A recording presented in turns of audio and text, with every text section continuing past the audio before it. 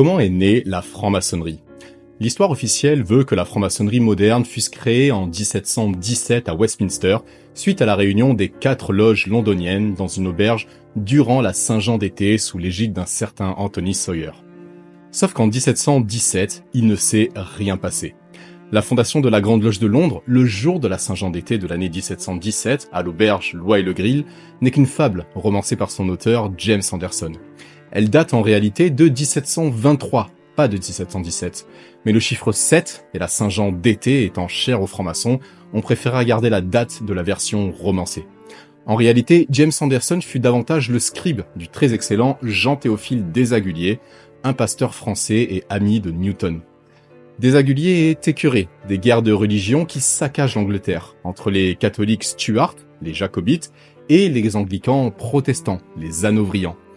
Il rêve d'un lieu à l'image de la Royal Society dont il est le secrétaire, où régnerait la raison et la concorde, l'amour de la vérité, non plus seulement en matière scientifique, mais surtout en valeur morale, où celle-ci s'établirait au-dessus des querelles politico-religieuses.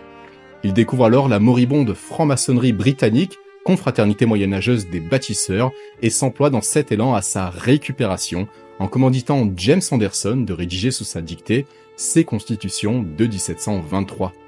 Se crée alors la franc-maçonnerie dite des modernes, en la chair de la Grande Loge de Londres et de Westminster.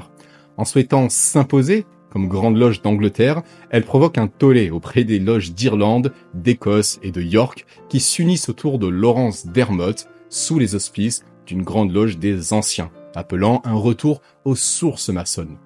La discorde centenaire entre les modernes et les anciens s'éteint par l'acte d'union de 1813 et la création de la Grande Loge unie d'Angleterre, la GLUA, et ce sont les anciens qui remportent globalement la bataille des rituels.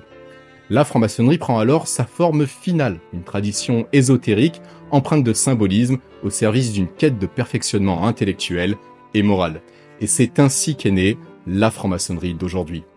Je suis le franc-maçon et si tu veux découvrir la franc-maçonnerie, suis-moi.